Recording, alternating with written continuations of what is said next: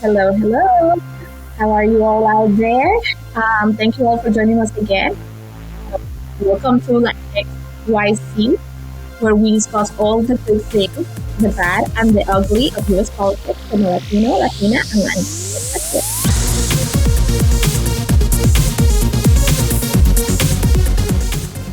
As you can see today, my dear compañera de guerra de batalla, Catheryn, is not here with me. She's currently filming an ad that is focused on Spanish-speaking audiences, so she couldn't join us today. Clemente is the founder of Moira Studio, a cross-cultural advertising agency that works with progressive political campaigns, organizations, and advocacy initiatives to engage with the Latino audiences how they deserve, which is being authentic and caring with. And I am Cecilia C., your co-host. I'm an immigrant from Guatemala, an American environmental and social justice practitioner, and a community leader, also working in media. So I am very excited because even though Pam is not here with me today, I have two wonderful guests that we've been trying to get on board for a little bit, and we finally se nos hizo. So these are two co-founders of a wonderful organization in Western Massachusetts called Latinas 413. So I have Tannya Romero. Hello, Tannya. How are you doing? Hi, everyone. I'm doing great. Thank you for the invitation. So Tannya is a resident of Pittsfield and a native of Ecuador. Co-founder, as I said, of Latina 413. She holds a bachelor's in science in biology with a concentration in pre-medicine from Massachusetts College of Liberal Arts. She has done a lot of volunteers. Right now, she's a volunteer, a medical assistant volunteer for Volunteers in Medicine, and is working to get back to school to continue her career in medicine. She's mentored a lot of students from STEM and science students from Berkshire Community College, and has served as an alumni member of the alumni board.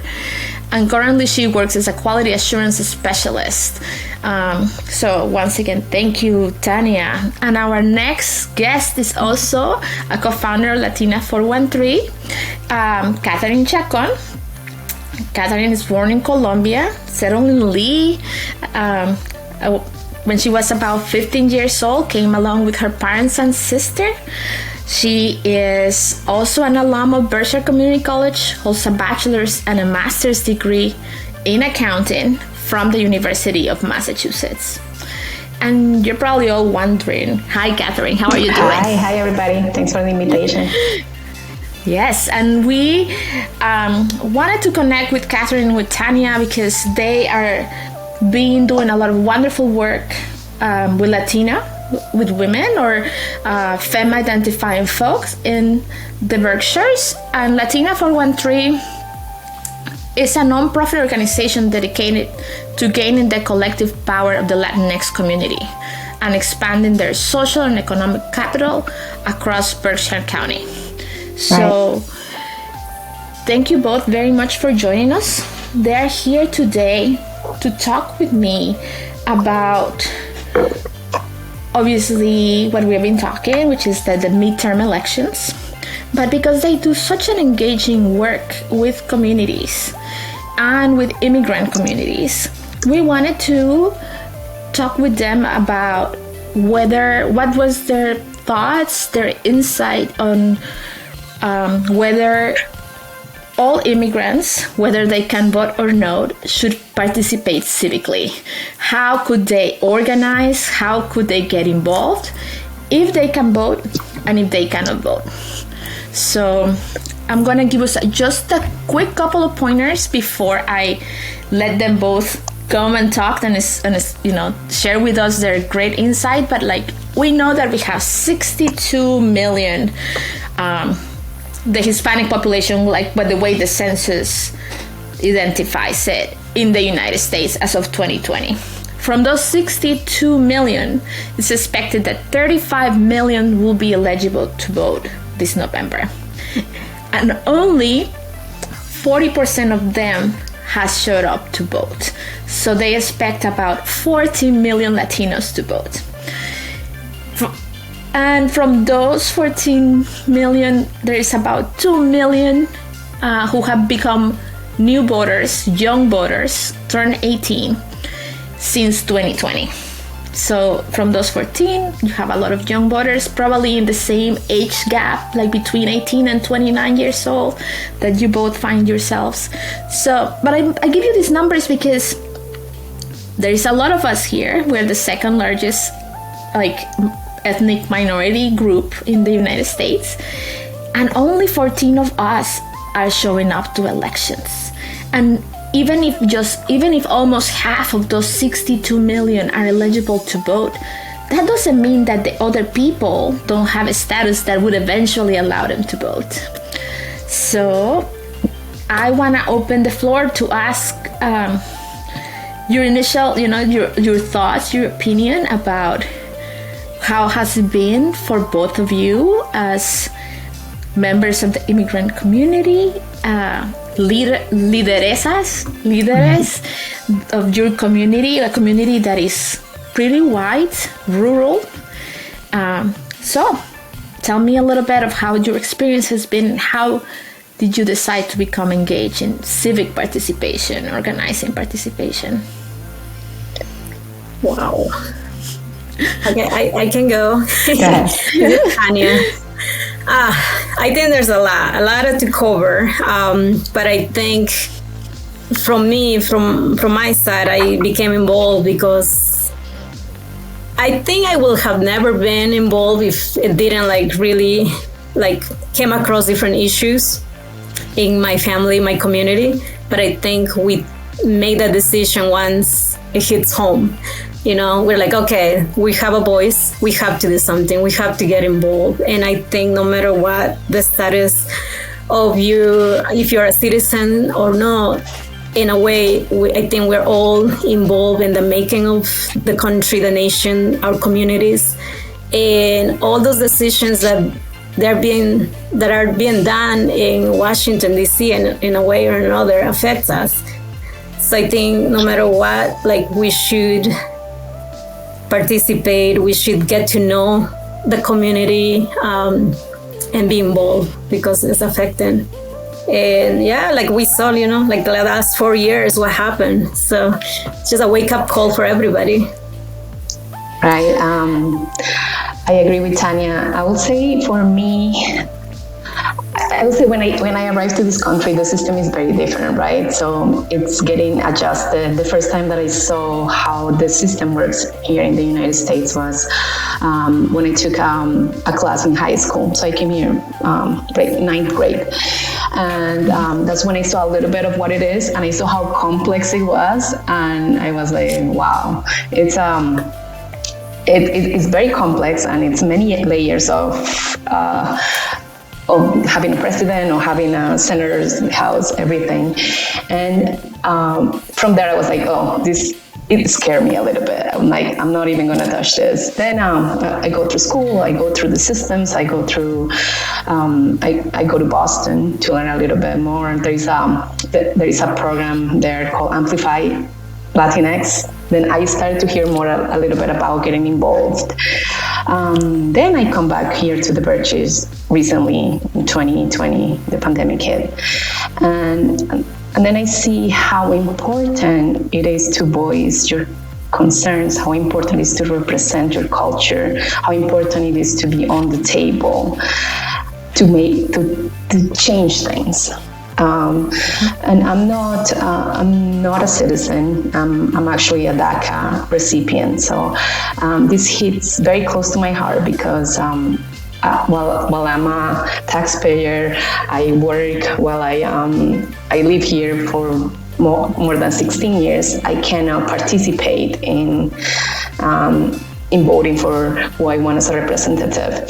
But there are ways to make a change, and there are ways to voice your opinion. And I have found that it is so important to do that. Even the little thing as to talk about a topic and voicing what your opinion is just, it's just going to go across so many layers, and it's so important. But yeah, I hope that answered your question. Yeah, oh, yes, of course. And more than a question, like, I appreciate you both sharing your personal stories, and also super aware that many of us, myself included, might find ourselves sometimes in situations in which we have mixed statuses in our families, right? Yes. And that just means that people are in different points along the journey in the spectrum to becoming a citizen. To start very neutral, from my perspective, they're just stages in the process.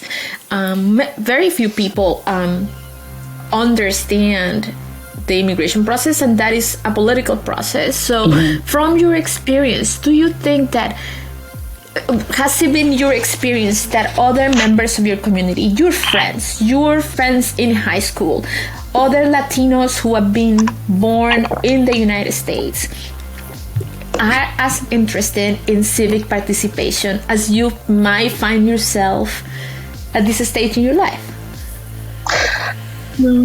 I think not as much as we should.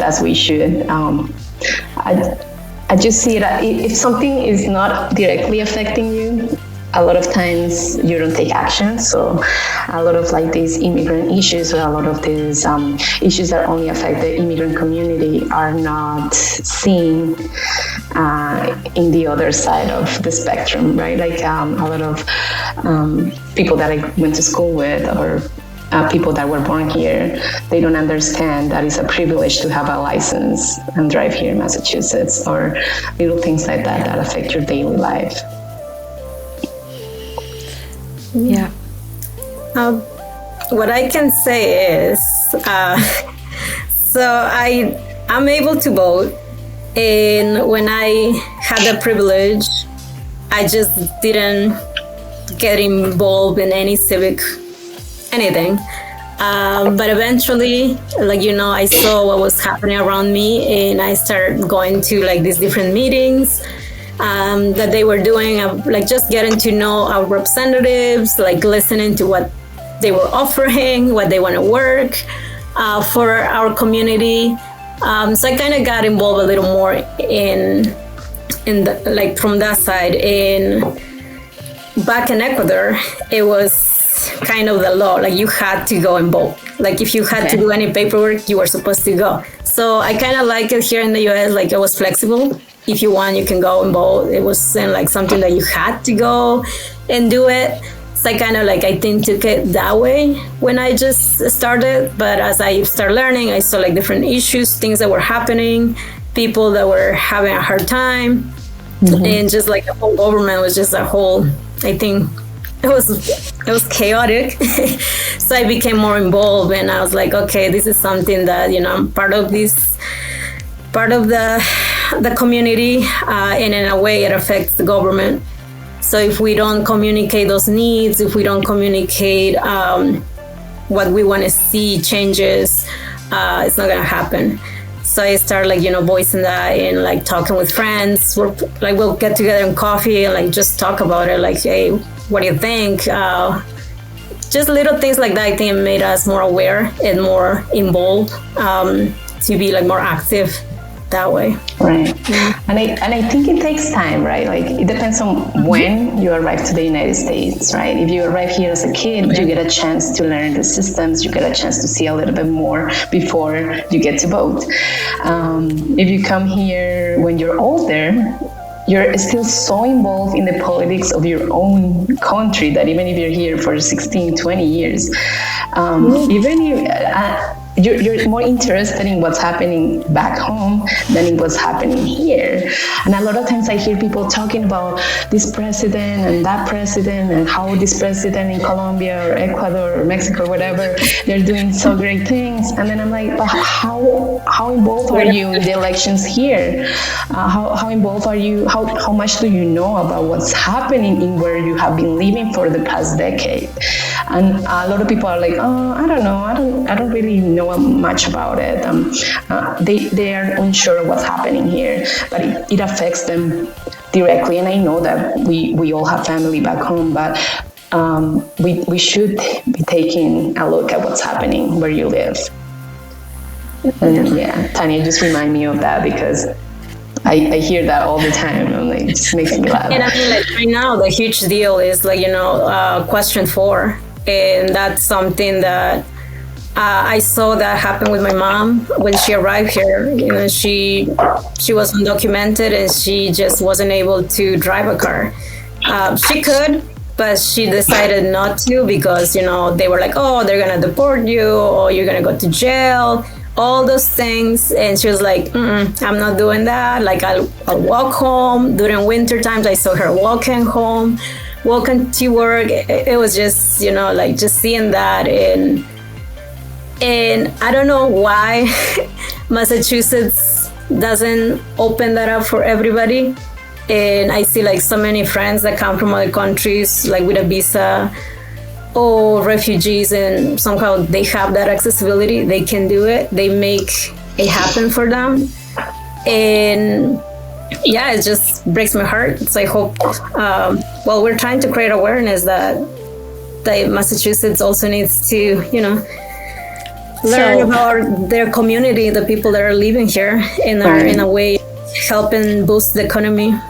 Right. So let me just frame it a little bit for our listeners. We are in Massachusetts, and Massachusetts is a state that does not offer driver's licenses to every person who is a resident of the state of Massachusetts. Not the same thing as being a permanent resident of the United States. So if you are a resident in Massachusetts, you need to have kind of like a couple of like immigrant statuses, in which being naturalized, being a permanent resident, having refugee status or asylum status. But not everyone who is, sometimes there's people who are in other statuses or are undocumented who do not have access to a driver's license, which will make it safe. It's proven that it makes it safer for everyone on the road, because everyone can go through the exams, comply with law, buy insurance, and be protected. Buy a car, register a car. So, and especially in places that are super. That's huge for the state. That's things that. Hello. Yes. So Massachusetts has been putting together legislation for a while. I think it was approved, and the governor vetoed it. It got approved again with a supermajority through the Congress of the state, and somehow a group has managed to place a petition in the ballot for the upcoming elections. So residents of Massachusetts, when they go to vote in the midterm for our senators and our state representatives, which is a lot of what happens in these midterm elections, we're not voting for president, they're going to find themselves with this question, which is question number 4. Catheryn, maybe you can show us the little flyer. Yes. So I think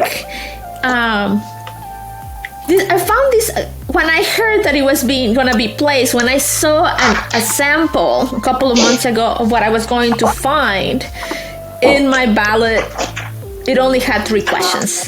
But now there is a 4th. Like, even if you go and try to find out, how there is a lot of applications in which you can kind of, as a voter, find out what is going to be in your ballot, so you can do your research, or educate yourself. Now there is this 4th. So obviously, this is something that, as you were both saying, we tend to get involved once it becomes a little more close at home, right? More personal. What are some of the things that are motivating you right now to ask your community, to ask those people who do have the power to go to the ballot box to do this? What are some of the... Share with us why this is so important for the two of you. For me, it just brings me back when I didn't have a license. I was trying to go to college, right? I was trying to go to BCC, and I didn't have a license. And it just takes me almost 2 hours to go to college. I was living in Lee, Massachusetts, and to go to BCC in a bus, I had to first walk 20 minutes to the bus station. It doesn't matter if it's raining, snowing, anything, with a big backpack of these humongous accounting books. And then from there you have to take a bus to the Pittsfield Intermodal Center, that take like 40 minutes. And then from there you have to wait until the bus to BCC will get there. So it takes a long time to accomplish something that I wanted to do so bad, right? And then when I see my sister doing the same thing, I was like, this can't happen.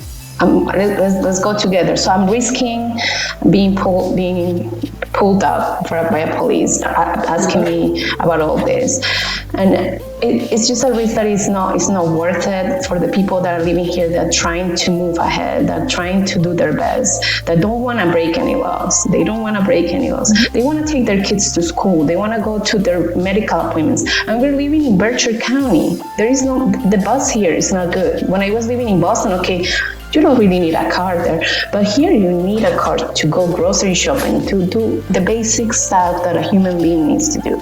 So it's so important. And while I have the privilege to have a license right now, I understand why it's so important for the families that don't have a license, and for families that are just trying to do the bare minimum. They sometimes, even to go get a medicine, is like, how do you get to the pharmacy? It's far. It gets freezing during winter time. So there are many reasons. And on the opposite side, like if you are a driver on the road, you want, and you get into an accident, you want to make sure that the car that you had the accident with has insurance, or that knows what's going on. So I don't see any bad side on this question, on approving this law, personally. I don't know, Tannya. I mean, New York, Connecticut is accessible. So, of course, there's ways people can go to those states and get it. But where is the money going, It's going to those states. So, in a way, I think Massachusetts is a loss. It's a big loss. But, we also care about the safety, having people, okay, I'll take the bus, but what if I have to take a class at night? Yeah. It's late at night. We're in Berkshire County. Of course, it's kind of quiet, but you also have, things that happen.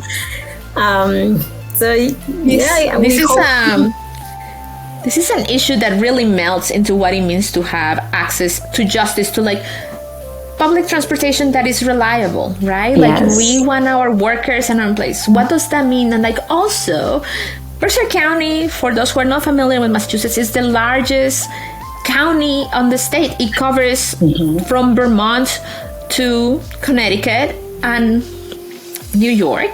It's enormous. It's the least popular state. So sometimes I think it's been left out a little bit, but it's a county that also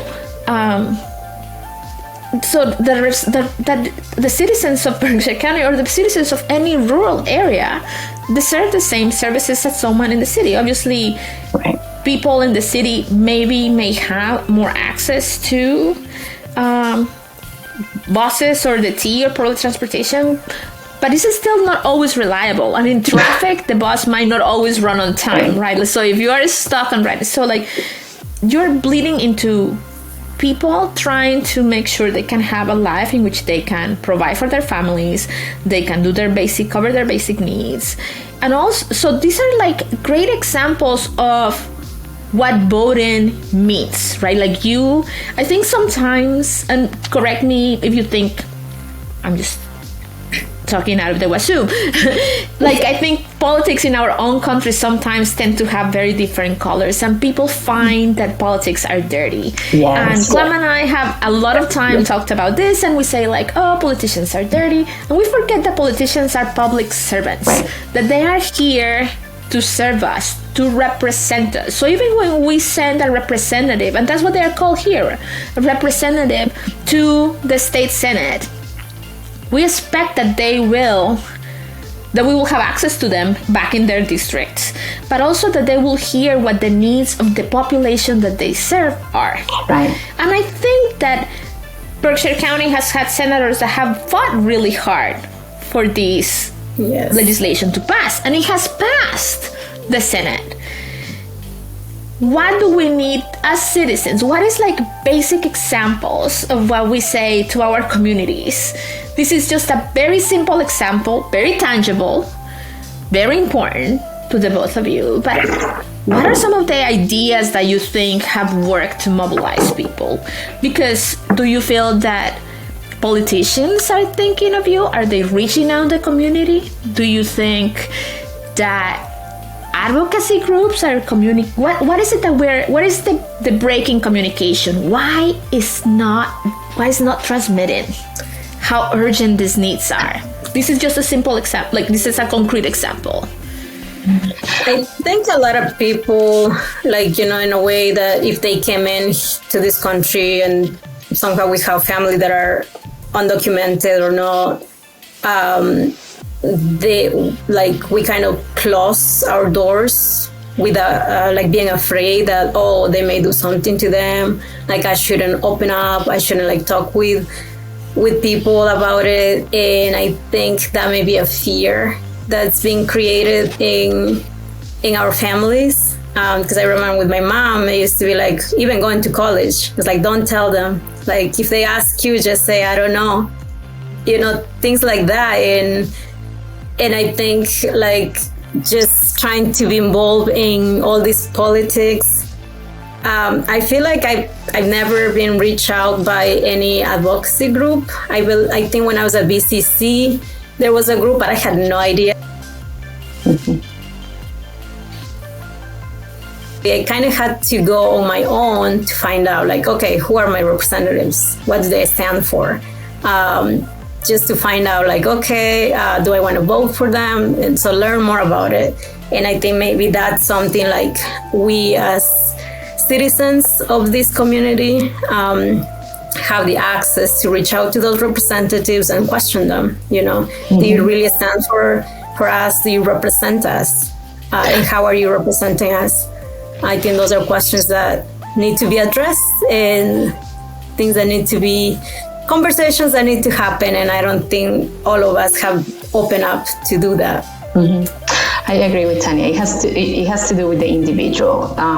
So the representatives start reaching out to us and groups because they know that if reaching out to a group, they're going to make a bigger impact, right? They're not going to reach out to each individual because they don't have the time or the resources. So I feel the disconnect comes if you're not interested about the topic, if you are not invested, if you don't know what's happening, it's gonna be a little bit hard unless somebody talks to you about it. So that's when we need to start talking to people and make sure those people are talking to others, so the network starts communicating. But it just starts with the person, and it also goes back to how is this law or the lack of thereof affecting you, right? So if it's not affecting you or your community, a lot of times we're just standing by, and a lot of these laws or resources that affect the minorities, it's just so hard sometimes to get. A lot of times Republicans to see the other side or to understand what's happening. So I think that's kind of the disconnect from my perspective. I'm sure there are many other systematic problems in the system, but that's the top of it. What are some of the things that, as you all I've seen, I follow Latinas 413 on Instagram and social media, and I've seen that this has been on your radar since it became clear that this petition was going to be part of the ballot. What are some of the things that have worked for your outreach? What are some of the things that, as community leaders, you think feel like little successes, little wins every day? Because I think there's a lot of things that are not going in this world. And what are some of the things that you celebrate, that the two of you feel like, I feel really proud of X? I would say like with the Yes on 4, the outreach we did during the Festival Latino was really powerful because we gave information to a lot of people that didn't know that this was happening, people that thought that the law already passed and then they were going to have licenses by July 2023. So letting them know what's going on and making sure that they know and that they can also take action, not just, okay, you know, but you also can take action. You must know 1 or 2 or 10 citizens that can vote. So make sure you are telling them that this affects you or affects your family. Make sure you go and vote. I would say, like on the Yes on 4 part, I would say that was one of our little victories. Excellent. Yeah. And even people like questioning, like, oh, like, you know, some people that didn't even know that was a thing, or they never came across those news that were gonna happen. Just asking, like, okay, what is that? Like, they weren't aware. And those were potential voters. So just creating those awareness, I think, sharing with the community. Because I also had that idea. I'm like, oh, okay, yeah, it's legit. It's happening. And then they broke those news. I'm like, whoa, wow, okay, we have to do something. Right. And then I feel like aside from like Yes on 4, just making sure that people in Berkshire County know that there is a big population of Latinos and a population that wants to do their work and wants to succeed here. So I think that's also important. And most people here in Massachusetts, I've seen people that are very welcoming and they cheer the immigrant community and they approve of everything that's being done, and it just makes you feel good and appreciative. And every time somebody does something great, we're very happy. We post it on Facebook, post it on Instagram. Anybody that does something in the community that we feel is making a difference is just. That's the story we want to tell, and that's the story that happens. Most of us want to be here to succeed one way or another. Yeah. What do you think is the effort, campaigns, like if you think beyond Massachusetts, think as a Latino in the United States, as a Latina, as a person, Latinx, you both have gone beyond the community college and studied in other larger universities. You've obviously have classmates from many other places and met immigrants from many other places. Are we knowledgeable enough? Even at college, I would always tell Clem that it's taking me having a lot of these conversations to really begin to understand who has impact over my life, like understanding the role of the local government, my general attorney, my sheriff, my mayor, and then there's the state legislation and what happens within my state. I also live in Massachusetts, but then there's the federal work and what gets happened. I think we sometimes feel a little overwhelmed. Mm-hmm. I know I feel a little overwhelmed about it required, I had to go vote in the primaries a couple of months ago, and I had to spend a lot of time doing some research. For me, some of the issues that were important was I want climate, I'm an environmentalist, that's my training, I'm a scientist.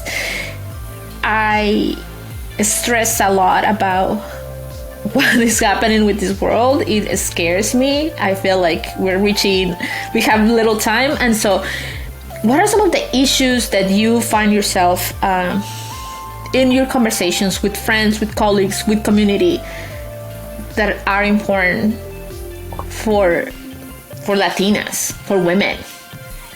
I think we need a woman that will represent us.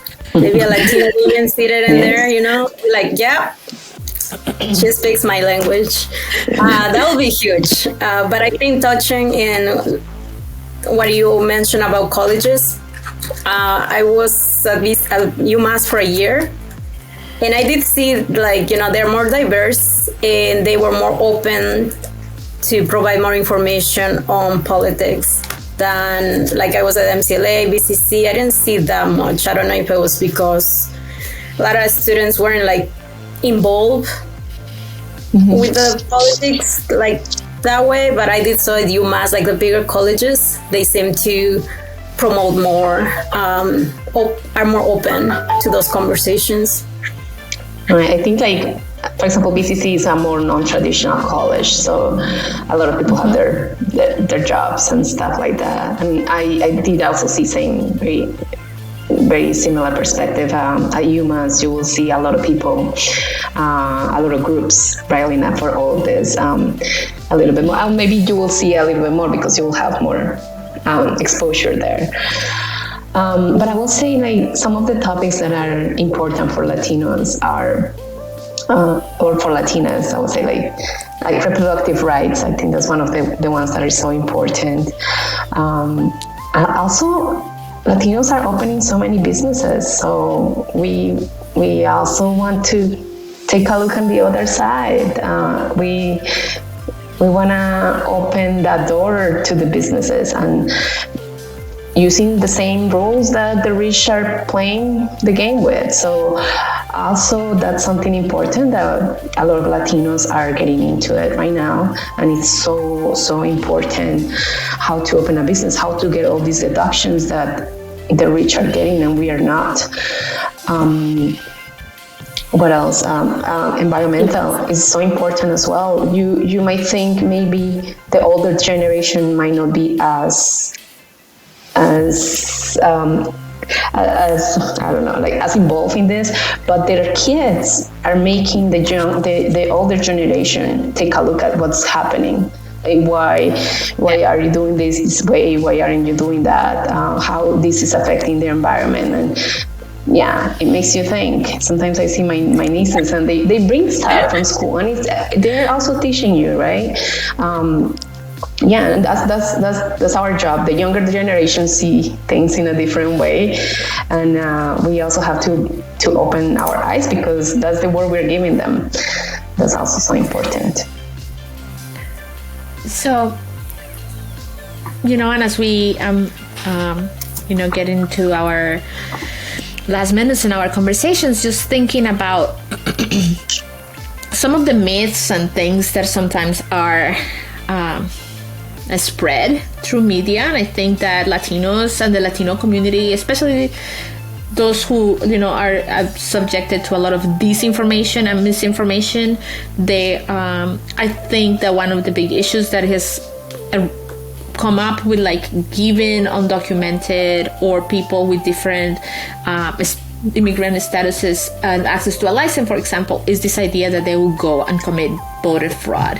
We know the data shows that voter fraud in the United States is really, really minimal, that a lot of people, that it's not a thing. Mm-hmm. We know that I come from a place, I grew up under dictatorship in Guatemala, and I know I've seen fraud, I've seen people pay for votes. I think I've experienced in other places in Latin America those issues. Those are issues that I've never experienced here. I know that the data says to me that they don't happen. Why do you think, what can we do to help our community not fall to kind of these myths? Because those are things that sometimes we hear in our WhatsApp groups from our tíos, vecinos, el mejor amigo. It gets distributed that way, right? Because we always have like fulanito dice and fulanita hizo, and si fulanito puede, yo también puedo. But like what Tannya, you're saying, like a lot of us just don't share information. We don't share accurate information because we have lived in fear for a long time. Right. So, how do we help our community? How do we, what I want to take this last minutes to think about is to brainstorm with all of you, is just, you came up with this organization who is led by 6 women of different nationalities, 7 in the Berkshire County. It's very innovative. It covers from arts to financial mentorship, community. You have and the array of things from books, education, mental health, other you guys that arts, many things. What can we do to little things? I know sometimes we feel like there is nothing we can do as individuals. You have decided to join collectively. And Catheryn, when I was reading your information, you were like, you feel like you don't have to go at this alone. You have mentors, you have a team, you have community. What can we do to fight that disinformation, to communicate with other generations above us or below us, those ahead of our ancestors, like those who will be our ancestors, or those who will be our legacy, about what is important to civically participate in this country? Why is it important to educate ourselves? How do we fight some of these myths? What do you think? Right, I think so. The first thing that we can do, each individual, is don't share things that you haven't taken a look at. You haven't done some research and see what the source is. Because if you're just clicking share and you just share it to everybody and you don't know if this is true or not, you're just extending the bad knowledge, and that's not something we want to do.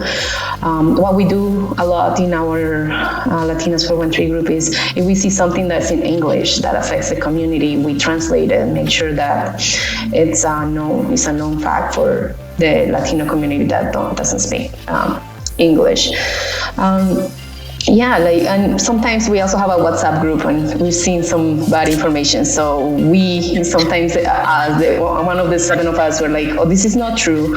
We're gonna delete it." And we tell the group, this has not been proven, or this doesn't show in our research. So those things are very important. And sometimes if I hear my mom or my dad saying, "Oh, I heard about this and that," I'm like, okay, let's take it back. Let's do some research. I'll show them this is what is actually happening. And let's not spread that bad information. Let's make sure that let's take some time to understand also the system where we're living. And I know it's complicated, I know it's tedious, but it's also the place we live, and it's important to participate. And I cannot vote, I cannot do any of this that I wish I could, but like my mom is a citizen, my sister is a citizen, so I can tell them, my sister's husband's family, they're all from here, so I can tell them, here, this is important for me, this is why it's important for me. And then they make a choice whether to support me or not. Chances are they will. So share petitions, join organizations, campaigns that you like, organize events. I don't know, there are so many ways to participate and to make a difference that maybe if you think, oh, it's just one person, it's not going to make a difference. And that's the thought that many people have. And that's why, I'm not going to vote because it's just a vote. But no, it does have a snowball effect. So think about that and make sure that you're doing as much as you can with the time that you have. Yeah. And I think too, if there's something that, you don't know, but you're like, oh, I shouldn't ask, or maybe a stupid question. No. Ask, there may be 10 people that were also questioning the same thing, and you're just gonna help, share the knowledge with all the group of people and be more involved. I think that's a thing that, of course, I think our communities are huge participants in our own religion. We're very our roots are so deep focused on religion, and I think those may be places that you can start your conversation. What's affecting you? Driving, that's a huge deal. There's many people that share the same thing, share those ideas, and like you said, you'll come up 2 or 3. They'll make a difference. Go look for help. Ask. Question things that they don't feel right to you, to the community that you leave your family. Question that. Don't turn a blind eye on things that may be crucial. Need to be addressed. Right, and another thing that I wanted to add, sometimes what we hear is the opinion of somebody, and that might not be your opinion. So you have to see both sides. So I like the ballot questions, because they say, okay, this is why you should vote yes, this is why the opposition, and then I don't remember the other one. But yeah, so you can see what position to take, right? Your own personal perspective on how this issue affects you, right? Not just whatever my mom told me, whatever my tío told me. No, just you have your own opinion. You need to make sure that it's voiced. As a woman, you need to make sure that your opinion is counted. Women just started voting very recently, so make sure that your vote is there. And I was just thinking also, like, to what you were saying about people fearing that the people with licenses will vote. It's just funny because, like, I have a license and I'm not gonna vote. If I vote, I can never be a citizen. There are only a few local state that as a non-citizen you can vote, and an undocumented person or a person that is not a citizen is not going to risk it. It's not going to do that. They have a lot to lose. So also for the people that live here, that are citizens, that were born here, do a little research and understand how that works. And don't be afraid of what the opposition is saying. Do your own research for everybody, anybody. It's so important. Yeah. Well, thank you both very much for definitely sharing your thoughts, your advocacy, your work, for the work that you have been doing in the community. I was a student at BCC. I came to the Berkshires when I first came to the United States. I lived there for a long time. I would think of it as my home away from Guatemala. Like, my home in the United States is probably gonna be I always think of the Berkshires, although I'm not there. I have community friends and deep roots there. I appreciate. It was very different when I came back, but I came 25 years ago. It was very, very, there was like, I don't know, 50 Latino communities was probably a lot. It's always been very diverse in immigrations. It's one of the most diverse immigrant counties of the state. Right. It has people from many, many places and countries. It's also a place that it's surviving, and in which the immigrant communities and the Latino community does a lot of the hard work and participate actively. So I thank you both for all the work that you're doing, and sus compañeras, sus camaradas, and also thank you for sharing things that are important for the two of you at this moment. I know that different guests probably could have focused on education, from what it means to have like students in public school. Others could have focused on like what access to reproductive health, mental health. You both have shared such a great example of why you shouldn't wait until it affects you personally to get involved, right? Because we never know when is the next time when something, then when the next issue is going to be the one to really take your family and put it on their edge. We have to care about what is affecting all our community, so that we don't find ourselves in any of these situations, right? Like, we want to. Clemencia and I always talk about, like, what does it mean to always be trying to advocate for those who are most vulnerable, right? And immigrants who are undocumented, or women sometimes tend to be in those positions in which we are more vulnerable. So thank you both very much for joining me today. And please share with us some of your information for Latina 413, so people can go and follow you both and learn a little bit more about what it's been doing, and you can continue sharing. Give us your handles. Yeah, sure. So you can follow us in Facebook, Latinas 413.